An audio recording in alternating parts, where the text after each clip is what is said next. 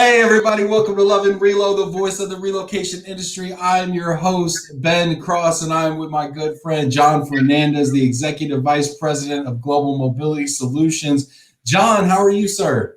I'm doing wonderful. Thank you for having me on. And by the way, I know you love hats. So in honor of your love for hats, I came Oh, we're prepared. doing a we're doing a hat show. I don't even have my hat. How did you surprise me with a hat? Oh, man, I'm looking around. I'm like, how do I not have a hat handy? Dude, that looks sharp, man. That looks sharp, dude. Fedora, and I like the flip up too. Hey, That's it's all you. It's all in honor of that's yourself. Bro, that's snazzy. Hey everybody, if you're out there right now watching us, throw a hat on, put a comment in there, hit that like button, let us know who you are, where you are, what you're up to. It's 5 o'clock somewhere. Let us know what you're getting into. Big shout outs. We got people checking in already. This is fantastic. Make sure to hit that like button, let everybody know we are live. In fact, I'm going to do the same thing right now. We're also going to take your questions live for John. We're going to be talking about mobility trends. We're going to be talking about mentoring. John's been doing a lot of research, has a lot of great studies to show with us or to share with us. And today is Friday, so that means it's part of our 8 weeks of giving, and we're going to be giving away not one, but 2 bottles of wine today from our good friends at First Tech Federal Credit Union. So shout out to Brian Rivers, shout out to Ed Powers, shout out to the team at First Tech Federal Credit Union. Go ahead, if you haven't done so already, go ahead down there. There's a link. Oh, it's not a link because you can't click it, but there's a URL down there, Love and Relo spelled out, loveandrelo.com/community. Go there now. Don't leave here. Separate device, go there now, new tab, go there now, enter your name and your info, register to win. We are going to be doing a drawing today at about the 30-minute mark. Tim's going to spin the wheel. We're going to have Janet doing a cameo, sharing some wine. So that's awesome. John, you a wine drinker? Somewhat. My wife is the wine drinker. I'm more of a cognac kind of guy. Nice. What's your cognac of choice, sir? Well, I'm from the Bay Area, from Oakland, California. I'm going to say Hennessy. We got to do the hen dog in the house. That's what's up. That is what's up, man. Oh my goodness gracious, man. How I miss being with people. Oh man, sharing the Hennessy, maybe a cigar. Oh, this is lovely. All right, we got people checking in. Let us know. Leave your comments here. We got Lisa Fontana. Hi, John. Hey, Lisa. Checking in from our friends at Quicken Loans. What's up, Lisa? It's good to see you. And we've got Tim. Hello, John and Ben from Western New York checking in. Timmy's got his top hat on. That's what's up. Very formal of you, Tim. Very formal. Very nice. Very nice. Let's see here. We've got Stacy Huff, super producer Stacy. Hi, everyone. I'm excited to hear what John has to share. It's going to be a great show. I agree. Alan King from Germany checking in. It's pizza night in Germany. How's the pizza in Germany? What do you think? What do you think, John? You think they got a solid pie out there in Germany? Good breaks in Germany, in Frankfurt. Yes, I have. All right. Okay. I'll take your word for it. First Tech Federal Credit Union, my favorite bank. I'm feeling lucky today. Alan, can we get Alan? Here's the deal. Here's my promise to you, Alan. We are going to keep, I know I said it's 8 weeks of giving, but everybody out there can thank Alan King, because I promise you right now, even if it comes out of my own pocket, we're going to keep the wine giveaway going until we draw Alan's name at random. We're going to keep this thing going. Alan will win. I guarantee it, Alan. Lauren Barnes would love a mentor. Can't wait to hear your advice. Ooh. You know what? Maybe we should just start there around mentoring. Let's just start there, man. I know this is a passion of yours. We've talked before about this. What's your take on mentoring? How can we all get involved?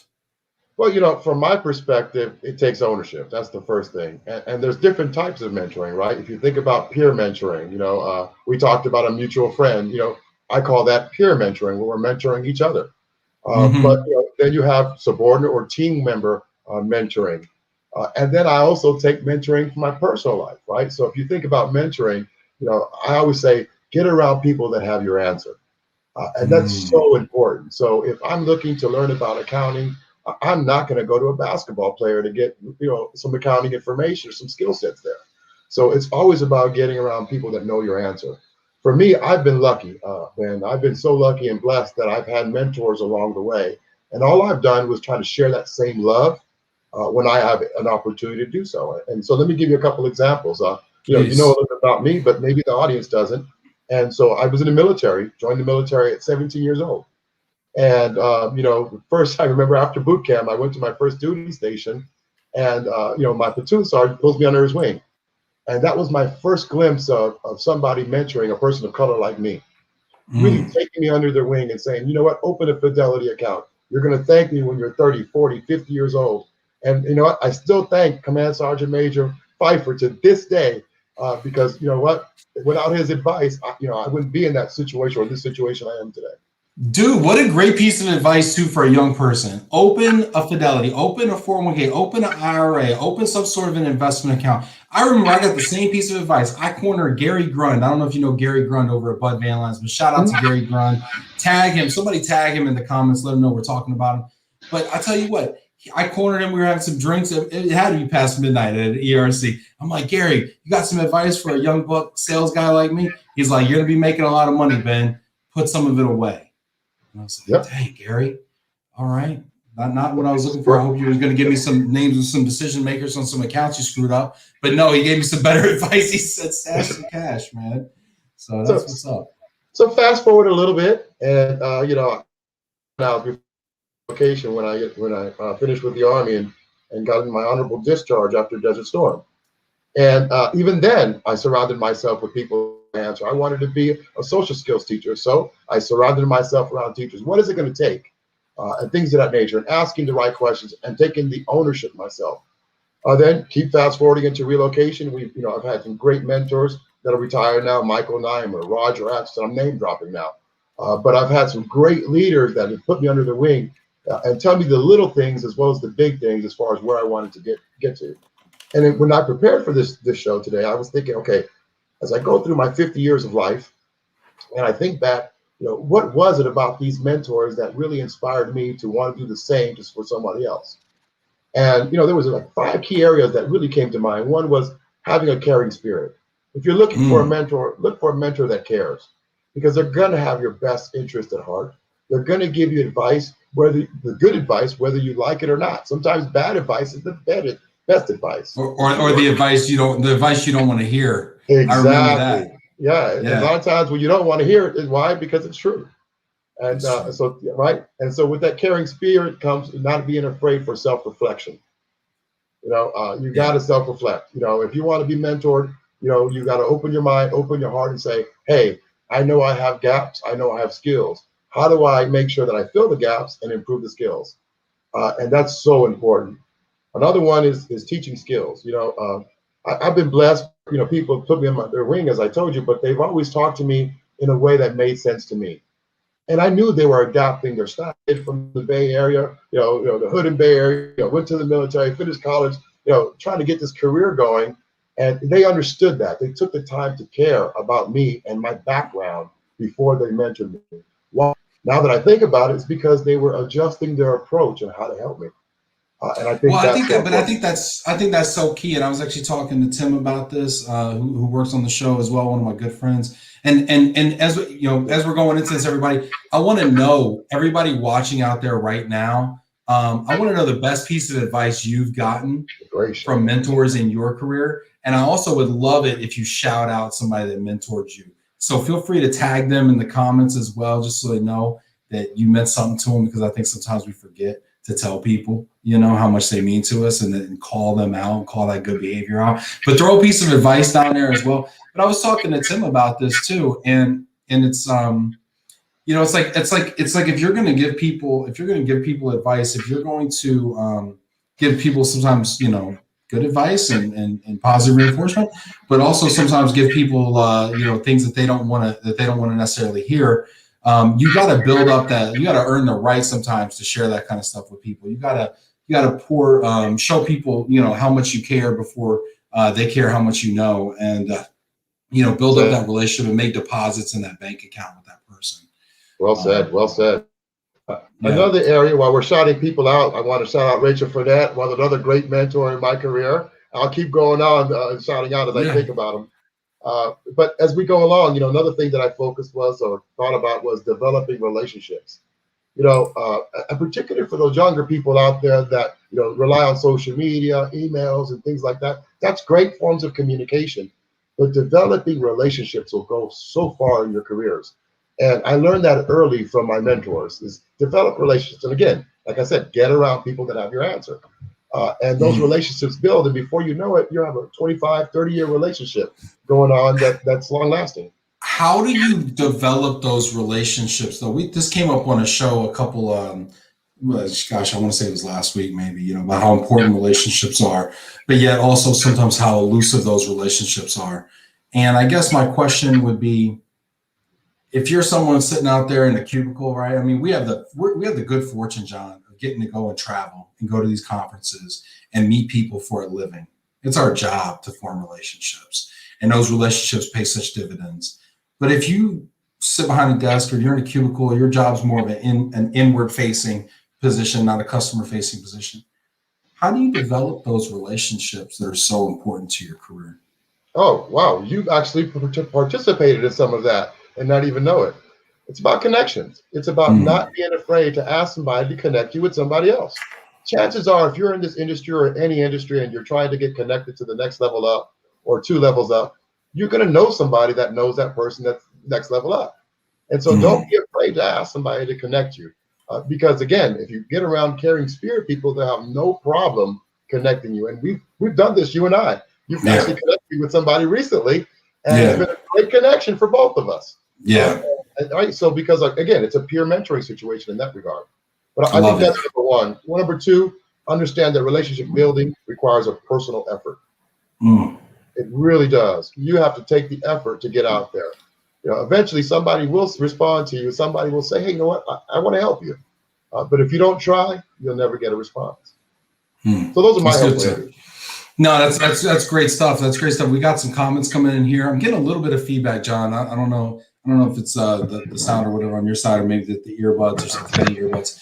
But yeah, we got some great comments coming in here. I'm gonna highlight some of these as well. Here as well. Let's see here. Mike Quigley, love the hat, John. Yep, that's what's up. Farrell Elliott says hi from California, Bay Area native here. Ingrid Van Veen checking in also on the West Coast, I believe there. Ingrid's with First Tech Federal Credit Union. Shout out to Ingrid as well. Hosea Botley, our mutual friend. Hello, John and Ben. Looking forward to the show. Jose's a great dude. Joseph Girth, hello all, looking forward. Joe from Fidelity. big plug to our future sponsor, Fidelity, over here. People looking for that advice here. Want to hear your advice as well here in the comments. We're going to read a couple. Katie Linehan, listening from Middletown, Connecticut, loving the hat. Hi, John and Ben. Let's see here. Best piece of advice Farrell Elliott got. Best advice: be honest, straightforward, and set realistic expectations. Good.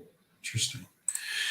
Alan King had some great mentors in the military as well. This is great. You got some people checking in from Scottsdale. Oh, it's not coming up, unfortunately. Let's see here. Jack Jampel, a successful relationship once you feel trust both ways. That's true. How do you develop that trust? Because trust is so key in a relationship, right? And I think sometimes when we try to develop a relationship with somebody, but they don't necessarily give us the time of day, it's because we haven't developed the trust or earned the trust. How do you earn trust? I know it's so key to what you do. From a professional perspective, in my work, I let my work speak for itself. I get up earlier than most people. I start earlier and work a little later, particularly when I was trying to come up in my career, right? You're going the extra mile. So that's one. I think that's so important. I also think that you have to understand that a relationship is not one-sided, and that you have to take the other person's view. Maybe they're too busy to get back with you at that particular time. But that doesn't mean you don't stay persistent. And also try a different approach. As I mentioned, a connection of the connection. Hey, I'd love to invite you for some coffee. Little things like that. Maybe show up at the office and say, hey, I'm going to stop by this afternoon. Love to shake your hand. And start out that way. And you'd be amazed if you stay persistent but subtle, how far you could become a mentor or a mentee. Yeah, I love that. Give first and exceed expectations. I think that's fantastic. My good friend here, Elizabeth Soley. Hey, hi, Elizabeth. Ben and John. Love the hat. Good to see you, Elizabeth. Elizabeth's a huge fan of the show. It's good to see you, Elizabeth. Daniel McCoy, I need a sponsor. Dano, you saying you need a sponsor or you need? Yeah. What's up, Dano? Good to see you, buddy. Hope you're well. Henri from France checking in here. What's up, Henri? Let's see here. Hey, Marco. Jack says, when someone tells you something in confidence, you know you've earned each other's trust. Well said. That's great. I want to pivot real quick here, John, because you've been putting together some really great thought leadership around mobility trends. And I know that we normally wait till the end of the show to do a top 5. But your top 5 is so good that I actually want to put it in the front half of the show here and not bury the lead, as they say. So let's do it. What do you say, man? Absolutely. I'm so thrilled, actually, because, as an organization, we launched our 2021 Workforce Mobility Forecast, and it really dived into talent mobility, real estate, corporate housing, of course, household goods, as well, virtual relocation, which was big, right? In 2020, continues to be a mainstay in a COVID environment, right? And then travel immigration. And so what we did was, those top 5 that you mentioned, for our perspective, in the mobility trends document, is really about work from anywhere policies.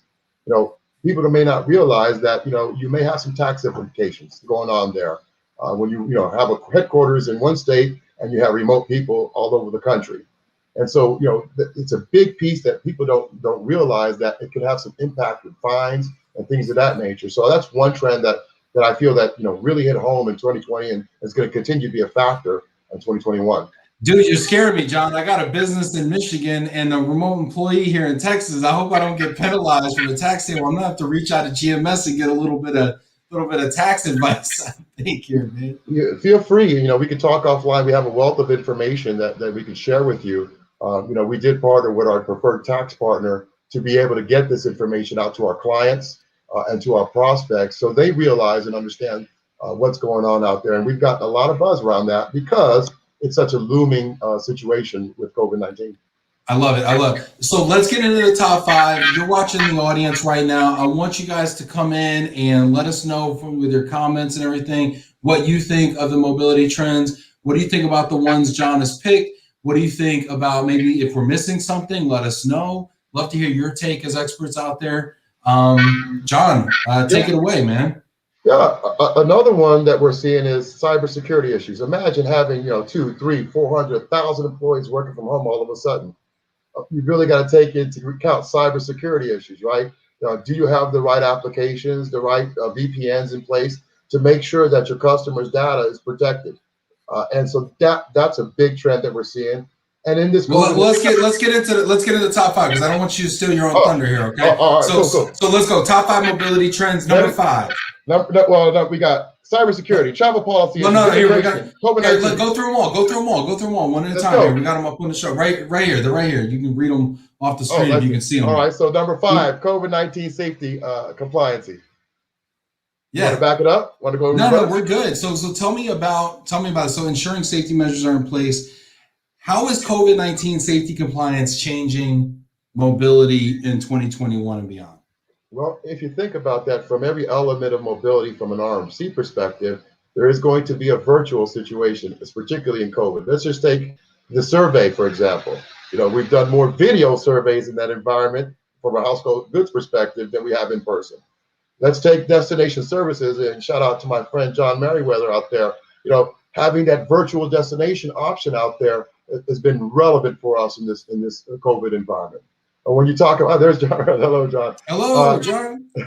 When you talk about closing sales, you can't go to closing anymore, right? In some states, right? So guess what? That has become a virtual solution. So when you think about virtual and relocation, these things are not going away. The vaccine's going to be a while, all right, before we all have that herd immunity they're calling. And so at the end of the day, this is going to continue to be a trend. And we see that, today, tomorrow, and we expect it for the next 6 months to a year, maybe even a year and a half. Man, you bring up so many good points there. It seems like COVID has changed the way that we do every aspect of global mobility.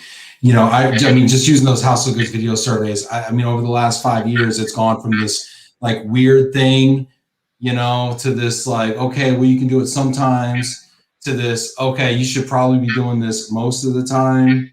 because you don't want to be in the home.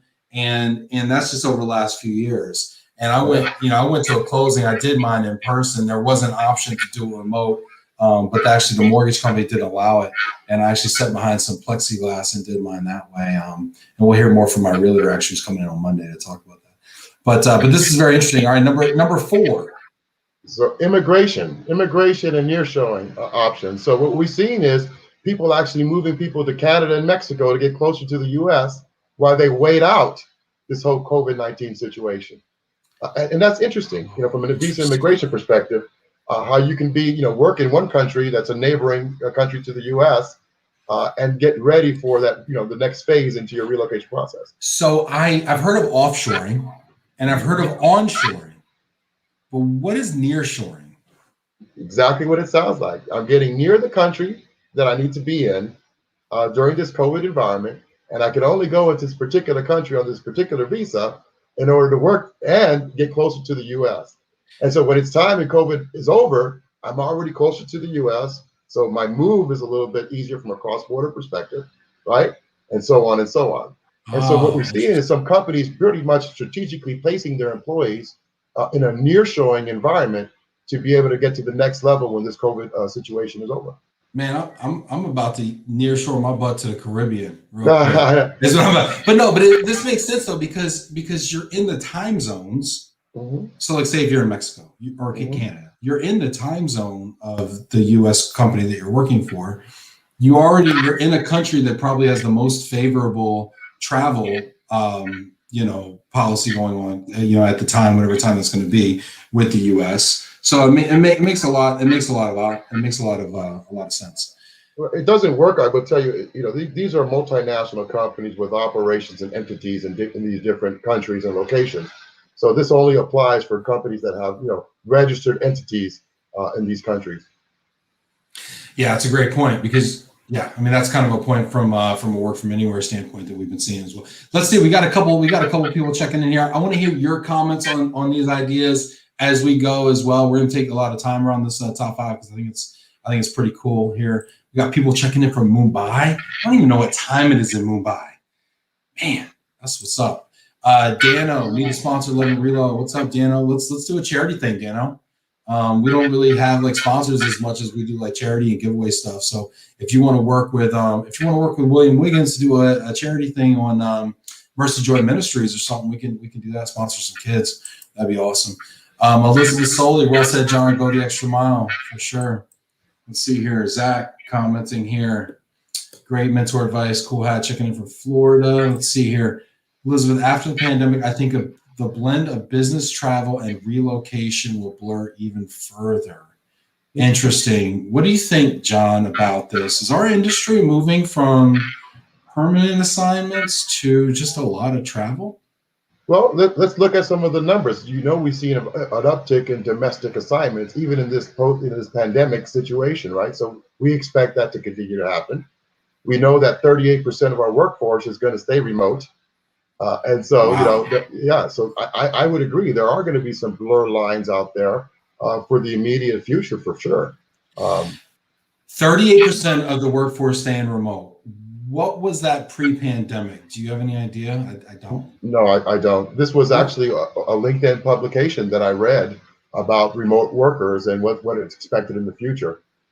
Wow. I want to say it was probably like 10 to 15%, I'm guessing. So probably double whatever it was pre-pandemic. Wow. That's incredible. Yeah, Elizabeth, I'd love to hear your thoughts, Elizabeth, on this more even. I think that's a fascinating trend as well that impacts us all. Let's see here. People checking in. Elizabeth's coming with me to the Caribbean. Make sure Paul's cool with it. Sandra is checking in, telling me the Mumbai time out there. Yeah, hey, just another crazy Friday night in Mumbai, I'm sure, 2:30 in the morning.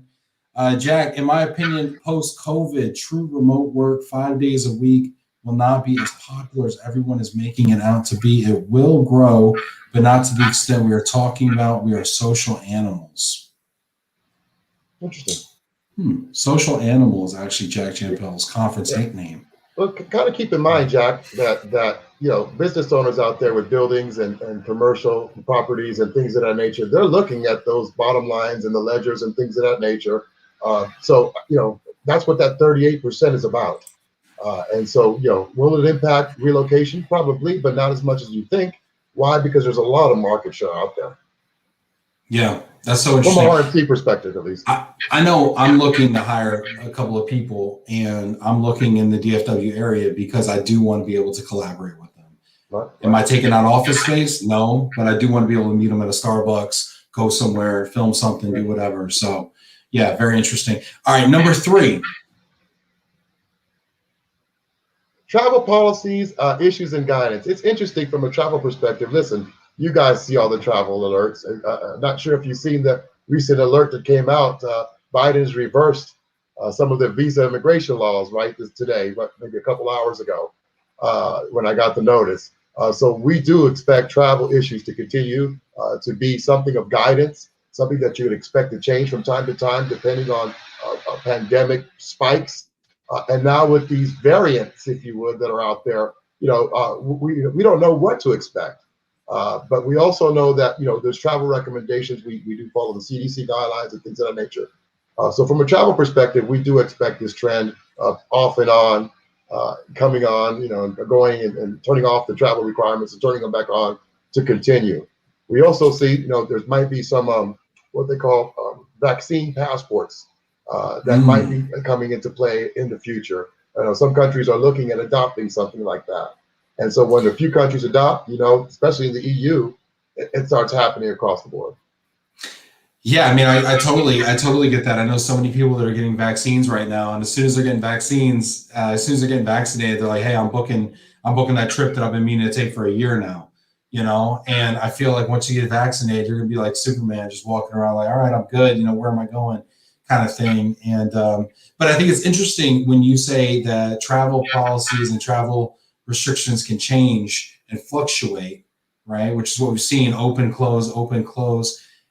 What does that do to the ability to plan long term for travel? I mean, I was on a Zoom, yesterday, and everybody was talking about worldwide ERC, in October, right? And people are like, I don't know, and it'll be interesting to see what opens, closes, and opens again between now and October from different country standpoints and even different states. So, I mean, how do you even plan trips 6 months, 7 months, 8 months in advance? How do you plan conferences? It'll almost be too much risk to even do. I don't know. It'd be interesting. Right. Yeah, it's very interesting. From my perspective in our organization, we're not planning for travel this year at all. And many of our clients are not expecting us to travel this year at all as well.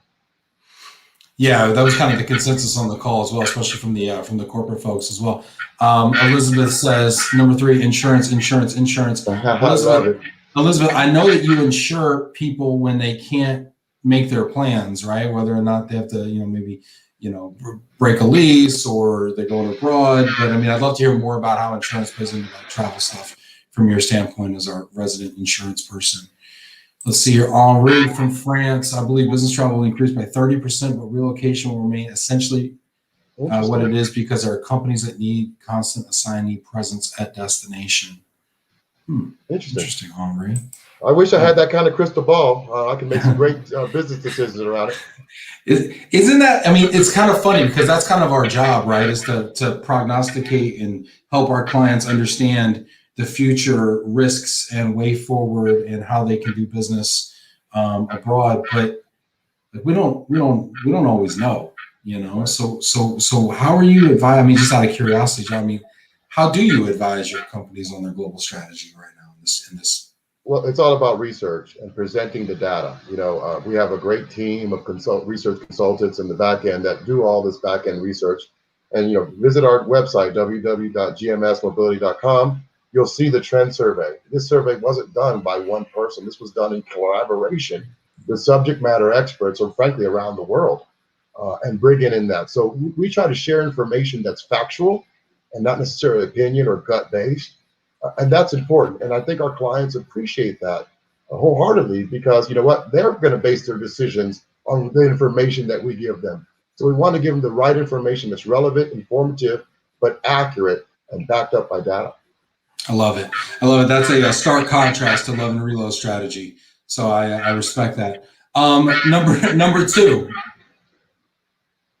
Cybersecurity. Oh, I kind of mentioned this earlier, you know, and I probably should have slowed down that thunder. What the hell is vishing? What is vishing? So phishing like and vishing phishing on a star? Like, what is vishing? So one is going after individuals and one is going after organizations, is my understanding. Ooh. Okay. So that's my understanding, and maybe I have it wrong, but I know people are sending emails to try to get into your system from a cybersecurity perspective. And if you haven't seen that, just keep living, because it's going to happen to your organization. You're going to have the right security measures in place, do all your penetration tests, you know, hire an agency to help protect your data, a cybersecurity agency. I think that's so important. You know, you may have your own DPOs in-house, but are they a cybersecurity expert? And so, you know, when you think about relocation, particularly if you're doing, you know, real estate services and things like that, there might be some very sensitive information out there that you know your vendor network may be storing. So this extends to your vendor network as well. You're 100% right about it. Can somebody in the comments look up phishing versus vishing? I want definitions of vishing, and over here we're just going to crowdsource everything. There you go. But no, but I mean it's true, because if everybody all of a sudden goes to work from home, and now they're all using like their personal computers or their personal networks and their personal Wi-Fi. If I'm on the same Wi-Fi as my kid's Xbox over here, you know, and he's on whatever he's on, I mean, it does seem like it seems super risky. Yeah, it is. VPNs and things there's a lot of tools out there that could help protect the data. Is it 100%? Nothing's ever 100%, right? There's always some great hackers out there that are much more intelligent than you know, their current status. But at the end of the day, you know, you have to have those measures in place. I'd be interested to hear from the audience and see, you know, what are they doing to protect their customers' data? Yeah, I would love to hear that. What are you guys doing, or what have you heard, and what are, you know, give us a couple stories about maybe where it's gone wrong, you know. Vishing is using people's voices to mock a call. There it is. Yeah.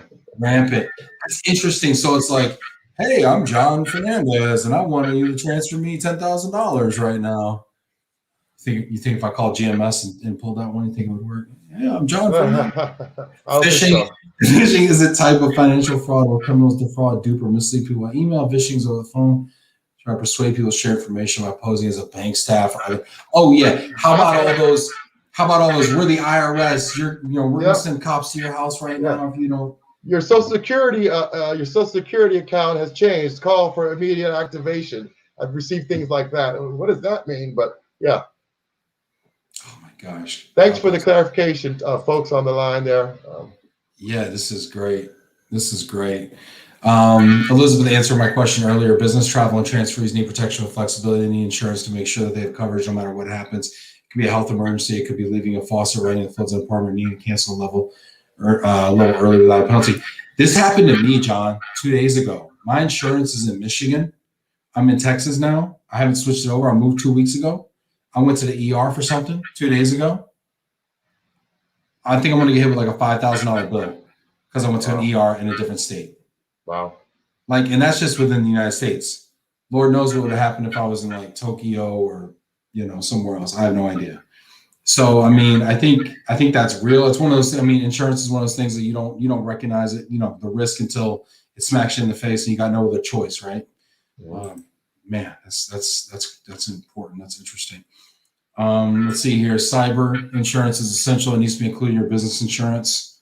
Yeah, what does that do? Do they pay the ransom? I mean, that's what I've always heard is like if you get held hostage, pay the ransom because you're going to eventually pay it anyway, and you're just spending weeks of downtime. But that's what Elizabeth will probably tell you ransom insurance is different, right? You got cyber insurance, so cyber is cyber, right? And so most companies require you to have $5 to $10 million of cyber insurance from a client perspective, corporate client perspective. So yeah. Wow, that's so interesting too, because that's not a requirement I've seen on RFPs recently. I've not seen, you know, show me your, you know, I hear to show me your cargo bond. I hear show me your general business insurance, or general liability, but I don't see show me your cyber insurance or your ransom, you know, insurance, but it makes perfect sense. Yeah, from an RMC perspective, I can tell you that's very common now. Particularly in the last year and a half, we've seen more and more of it. Wow, that's fascinating. Man, the world is crazy. It's changing quick. All right, number one. Oh, looming tax policies. We kind of covered this already earlier, but yeah, you have to take account of where your people are, particularly in the U.S. There are some state tax issues. Some states, require you have taxation after 30 days. Some of them are 180 days. You need to be able to be aware of the state laws and apply those. And if you outsource HR or have an in-house HR team, these people should know this. If not, they'll know where to get the resources to be able to make sure that you have no tax issues. We're telling our clients, particularly in this environment, constantly check that, because you don't know when your employees may move. So it's a thing that you have to stay on top of. My daughter, who lives here, she's moving very soon. If she doesn't tell her in this type of situation, what would happen? She may have some dual tax liability. So that's the kind of thing that you have to be mindful of. And that's why we feel that's a number one topic, because this is going to continue on with that 38% of people working from home. That 38% may move to a different state. Again, you may not even know it. So it's important that these looming tax issues are monitored, tracked, reported from an HR perspective and from a compliance perspective as well. So again, Dude, I open up that document and check out the details behind that. And we have some supporting links in it as well.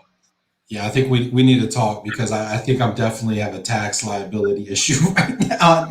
Moving to Texas, I'm like, I need to make sure that I'm good here. So maybe we do need to talk.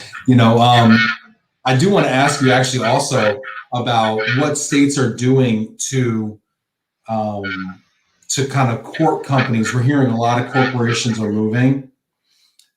Let's talk about that after the break. We scared the pants off people right now. Let's give away some wine, bring everybody back to earth here, okay? And then we can talk a little bit about some more reload stuff here. So we've got let's see here. We've got Janet and Tim. Do we got Janet and Tim with us right now? I'm gonna mute you, John, real quick. I'm here. Janet, you're there. It's good to see you, Janet. How are you doing? Can you hear me? Yeah, I got you. Can you hear me? She can't hear me. All right, that's cool. No worries. Tim, hey, what's going on? You spin me right round, baby, right round like a record, baby, right round, round, round. You guys ready or what? Yeah, we're ready. Janet, you ready? You got your mute on? Get your unmute on? Janet, you got to unmute it. There you go. It's all right. Unmute. Oh, no, I think she's fussing it. You fussing at somebody, Janet?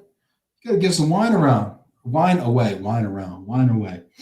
Wine away. Man, wine away should not be a website. Janet, you there? Janet's just not participating tonight. Tim, how you doing today? I'm doing great. I'm ready to spin. You ready to spin? Yeah. Should we maybe what we'll do, first of all, let's shout out our sponsor here real quick, okay? We're going to shout out First Tech Federal Credit Union. Whoa, big time logo. Shout out to First Tech, the good people over there. We got Ingrid, we got Brian Rivers, we got Ed. Shout out to everybody over there at First Tech Federal Credit Union for making this possible, where we can give away some wine. We're giving away 2 bottles every week until Alan King wins one. Okay, so let's go ahead and make that happen for Alan. It's like make a wish for like real people. All right, so Janet, are you back with us now? Let's see here, Janet. Okay, Janet has left the building. All right, so here's what we're gonna do here. We got a couple comments here. Let's see what those comments are about. Sandra's saying hi, Janet. Tim, you want to come back? No. Yeah. Tim, Okay. you with me? Man, like we're really not vibing right. I feel like everybody's on a different page right now. All right, I'm gonna bring John's mic back on here too, even though we're getting a little bit of feedback. All right, so we got Sandra checking in. Hi, Janet. Janet bounced. It's okay. Janet will be back, I'm sure. Henri, feel the heft of Tim's oak. That's what's up, Henri. Henri, that's a classic Love and Relo comment there from back in the day. Michael Quigley, you car warranty is about to expire. Call now. Michael's vishing us all right now. Oh, that's great. I think Tim might have had some wine already. Yep. Definitely getting into the stash. Somebody's going to get a half-drank bottle of wine today in the mail. Imagine that. Imagine we were just popping these things and them half-drank to people. Richard, hey, don't get us started in the 80s vibe. We'll never stop. Richard, big shout out to the Saba Wine Time, by the way, which is a corporate housing networking event that Richard hosts. It's fantastic. If anybody's in corporate housing, you should definitely check it out. I was thoroughly impressed with it. Farrell says, Henri, California versus French wine. Henri, would you care to weigh in? All right. Speaking of which, we've got our resident wine aficionado, Janet. I need a glass of wine after that. I had to reboot. I had to update my Chrome. I don't know what happened there, but I'm here. You got some fresh Chrome. Tim's got some heavy oak. Everybody's got their materials. This is amazing. Janet, it's good to see you. Welcome back. Thank you. It's good to see you guys. Oh, Tim or me? No, you, Janet, you. Okay, because I know Tim was away too. Okay, thank you. It's good to be here. All good right, to so see you, John. John's back there. I cut his mic just because I got. Hey, John, if you got any like earbuds or something? I don't know if you got any handy, but it might help out if you do. He looks so relaxed. I know he's chilling. He's got his hat. That's what I Arizona know. will do to you. Okay, you get a little Arizona in you, bang. Get 36 holes in on the weekends. All right, so Janet, you got some wine to give away for us today? Yep, and we have something special this Friday. We are going sparkling. Ooh. So we have, I don't know if the audience or you know this, but basically champagne or sparkling wine from Italy is called Prosecco. Oh. So the first we're going, I spelled it wrong. It's a La Marca. Sorry for the typo. But it's a La Marca Prosecco, and it happens to be one of my favorites. Just very light, nice to drink on a sunny afternoon, good for mimosas, good for, just a little light snack. So that'll be the first wine that we're giving away, and I'll correct my spelling. Okay. Is it La Marca, Marca? Yes. CA, yeah, La Marca. I think I've had La Marca. It's fairly easy to find. It's pretty common. You see it around, yeah. Yeah, no, that's good. That's good. But I feel like you can't go wrong with that one. So, is there a reason that we're going fancy with the bubbles? Are we celebrating something here?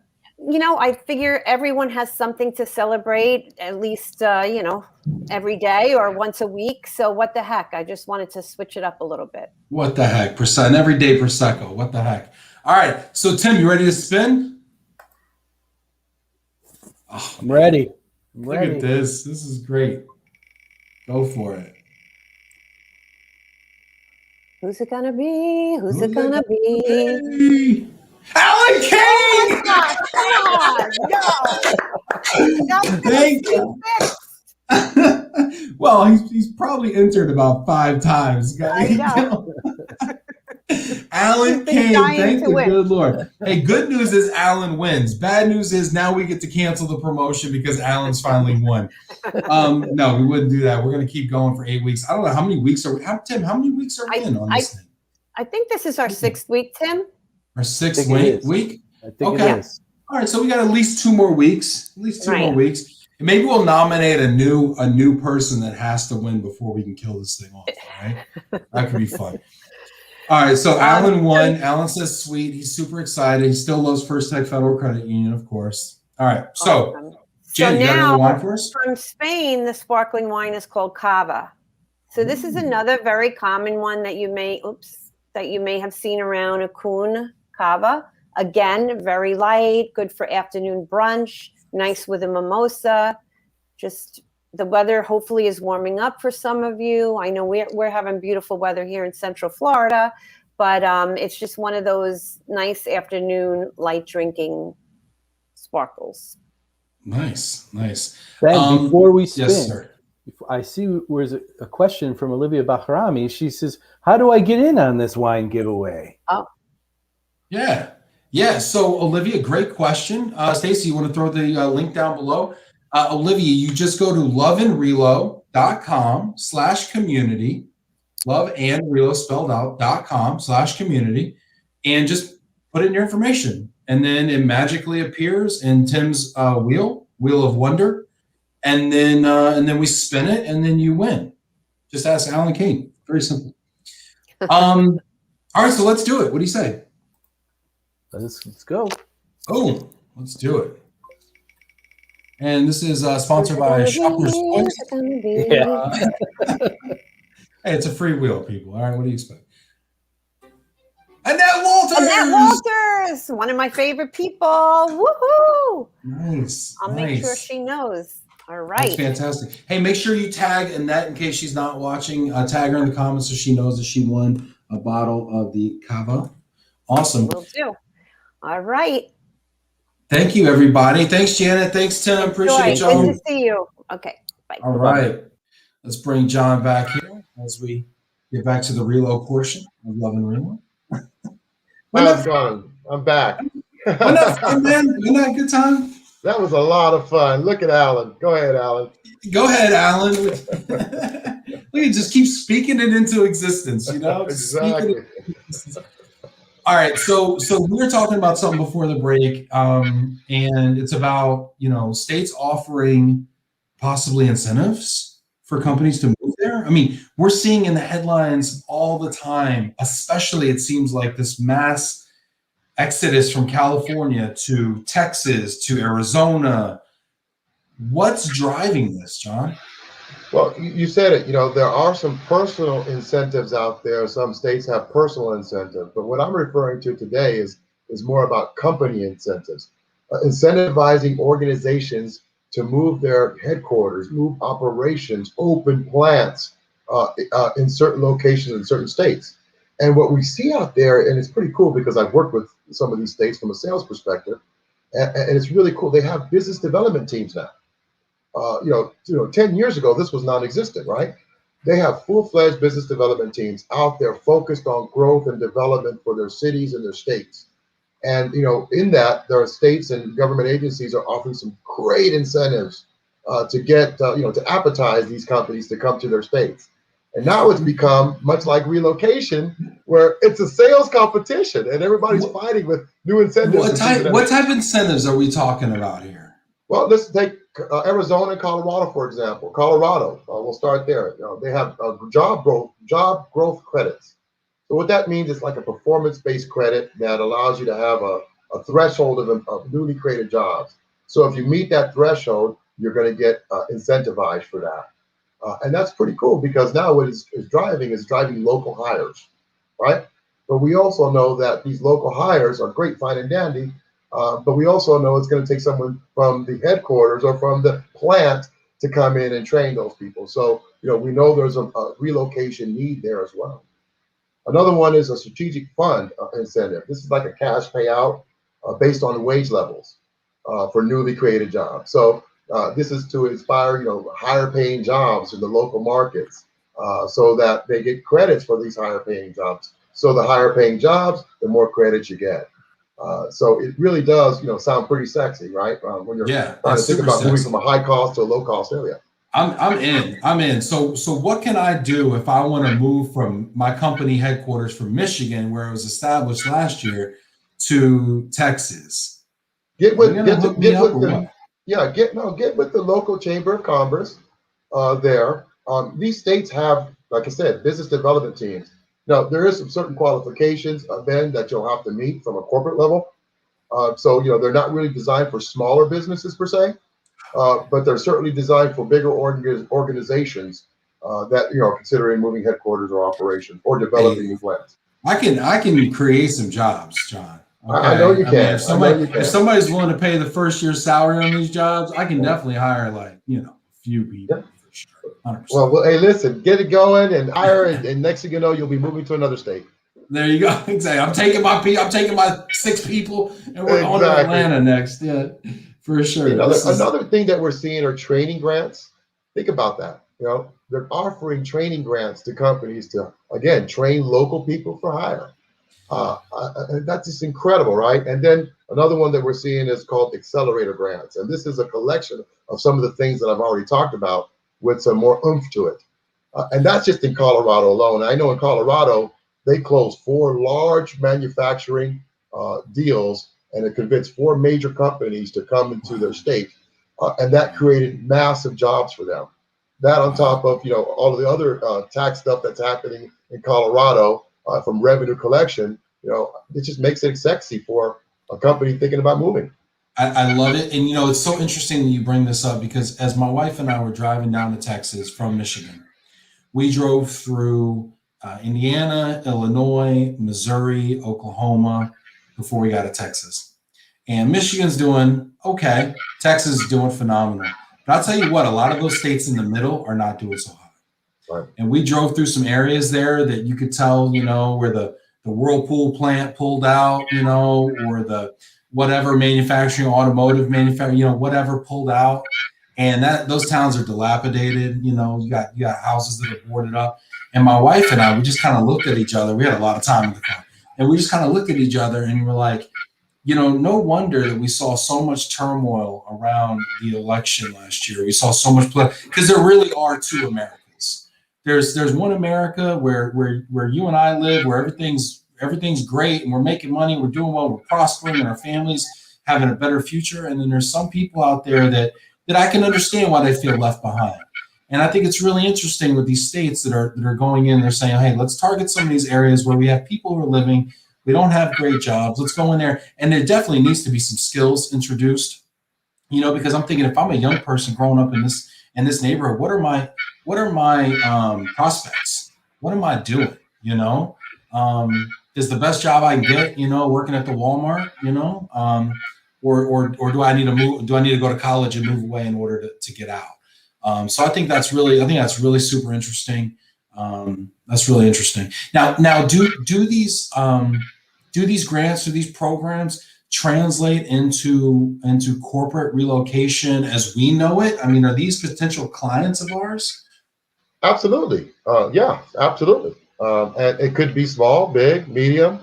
It all depends on the situation and what they're trying to do. If you have a mid-tier company that's looking to hire solely local talent, well, you may not have a lot of relocations. But if they're looking to train that talent and bring talent on a domestic assignment or on a permanent relocation to run a team or run a plant and things of that nature, there are some relocations there. And guess what? This is not just about the U.S. These organizations, these state-level business development people, they're going to Taiwan, China. They're going overseas to try to convince overseas companies to come here to the U.S. and open up plants and operations. That's so interesting. We've had the University of Texas at Dallas, Jim Dahl School of Management. One of the people that runs that school, that business school, which is a top 50 MBA program, by the way, Hubert Zadorek. He's talking about how he's working with some Korean business development folks who are over here, and they're looking at how to bring businesses over here and actually to the Richardson Technology Corridor.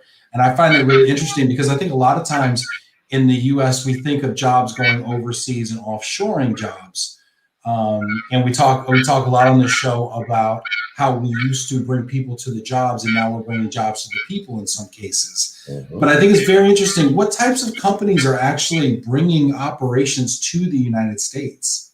We'll take one, a Taiwanese manufacturing company, TSMC.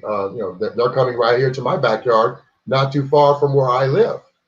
That's just one great example. And that I know that was a long sales process for the local chapter here, and the governor and the mayor of Phoenix and so on and so on. And I know that firsthand. And and they receive some incentives like quality job credits. They receive training grants. They receive facility tax credits. They receive R&D credits and things like that. And again, it becomes a selling point on making a decision on what's the cost benefit for this particular organization. They wanted to have manufacturing in the U.S. I was key to their strategic growth. And so it made sense for them. And from the cost benefit analysis, it made sense as well. But if you're a U.S. company trying to move into an Arizona, for example, from a California, well, you know what? A lot of your employees are going to come right on board because guess what? They have a lot of buying power here, things of that nature. It's a lower cost state. And so we're seeing a lot of companies going from these high cost of living states to lower cost of living states, not just to attract these incentives, but also to give something to their employees, maybe a different option, a different location to relocate to. This reminds me though, when you're talking too about, you remember, was it Foxconn, that company that was a major Apple supplier, I want to say, or maybe they were actually the outsourcer for Apple. They would run these major manufacturing little cities in China. and then they actually developed one or got a similar credit in, I think it was Wisconsin, and they were going to come. They were supposed to bring like 30,000 jobs or some crazy number, and the bid was wild, and the city won it. It was a big deal. They were going to put this little town in Wisconsin on the map. They started building roads. They started building infrastructure to support it. And then all of a sudden, the company like hired like 100 people, and like that was it. Wow. And and they had all these like kind of like half-built roads, and like it was kind of a thing.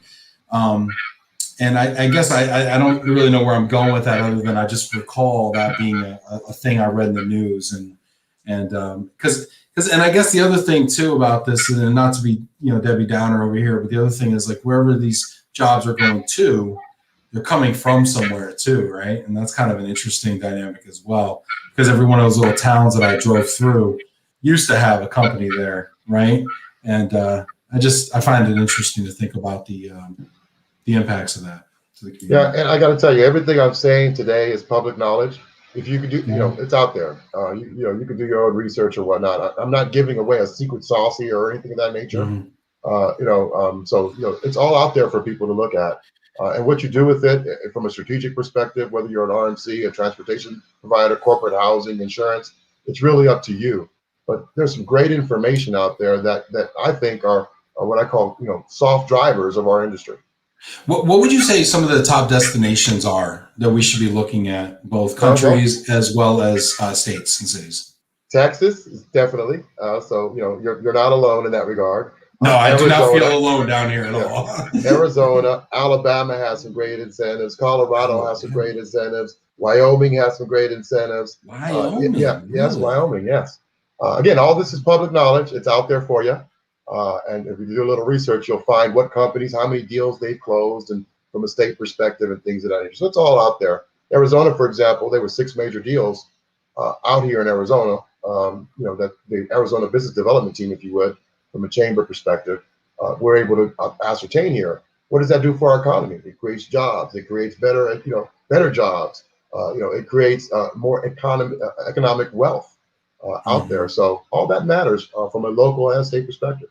100%. Now, what about countries? Do you have any idea or any inkling of which countries might be targeted as destinations in 2021, 2022? I know these are long-term plans sometimes. Yeah, from a incentives perspective, no. I couldn't offer any information outside of the U.S. of who's offering incentives. So my research has not expanded that far yet. Mm-hmm. Okay. I wanted to know what your thoughts are. One question I got a call from a guy yesterday. He said, Ben, you got any data on moving volume for 2021 compared to 2020? You got any ideas of what we can expect? My clients are asking me left and right. I'm like, dude, I don't know. I just recklessly speculate and talk to smart people. So do you have any ideas on what we can expect for 2021, or what's your best guess? I think that's a loaded question, right? And I don't want to give just a guess. I want to give an educated guess. And so that being said, I would encourage those that are asking that question to look at your client base. What industry are they in? Mm-hmm. For example, construction. Well, we know construction is relocating people, right? We know that because there's construction happening all over the nation right now, and we see that firsthand. Healthcare may be something that still is going, right, because of the manufacturing, R&D, and healthcare providers and things of that nature. So I would encourage you to look at your client base, understand what industries they are, and ask them, what do you expect? And that's the kind of approach that I've taken and we've taken in our organization to make sure that we understand what's going to happen, or at least have an educated guess of what's going to happen in our business 6 months from now and a year from now. Anything over a year is very hard to gauge. Yeah, it is super hard to gauge. And it's funny because I'm hearing people talking about 2022, 2023, and I've never heard people really speculate that far out. But I think it's just, I think it's really interesting. I mean, some people think retail is going to be a steal in 2022, 2023, 2024, because it's going to be everybody's going to be so down on it. And yet it's there. Something's going to happen with it. So I find it interesting. Elizabeth Sully says we need stronger infrastructure. Yeah, so that's some of those construction projects for sure. I mean, that's a great point, Elizabeth. Just having moved from Michigan, which is kind of an older state with a lot of older infrastructure. I mean, literally the governor ran on the platform, fix the damn roads. That was her platform, fix the damn road. And she got elected because the roads are that bad, you know. But I mean, our bridges, our tunnels, our highway infrastructure in a lot of these places are not amazing. Well, Texas I gotta has ask, really good ones. I gotta ask, man, did she fix the roads? You know, I used to live in Michigan. Listen, for bro, 3 years. here's the deal. You fix them, they break. You fix them in spring. We call it orange cone season. Okay? Yeah. Spring and summer is orange cone season. This side of the freeway will be closed for 2 weeks. That side of the freeway will be closed for 2 weeks. Everything's hunky-dory by the fall. And then the winter sets in. The ice wedging, the freezing, the thawing, the freezing, the thawing, the salt, the sand, everything.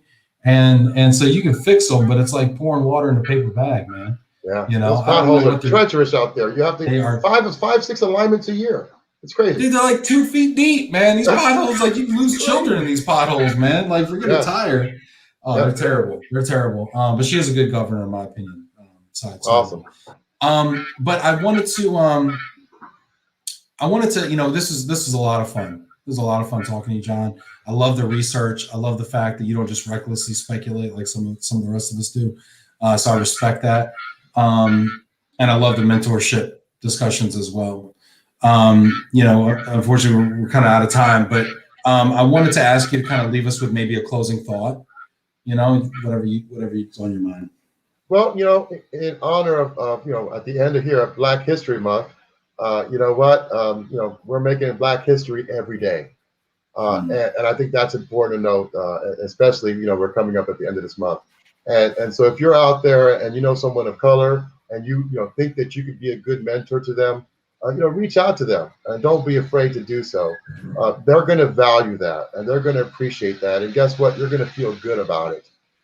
Because you've accomplished something. And I recently had a conversation with someone that I mentored 15 years ago. And, you know, now I'm asking for their business. So go figure, right? So at the end of the day, think about that. You know, keep those bridges clean. Don't burn them. Don't put fire to them or anything of that nature, because you never know. The person that you mentor may be somebody you're going to cross paths with in the future. That's fantastic. Yeah, that's a great example of how mentoring actually pays you back. Even though it's done out of the goodness of your heart, you always get something out of what you give. So that's fantastic. And not that it's going to influence a buying decision or anything, but it surely opens up the warmth in the room when you're talking to somebody or virtually.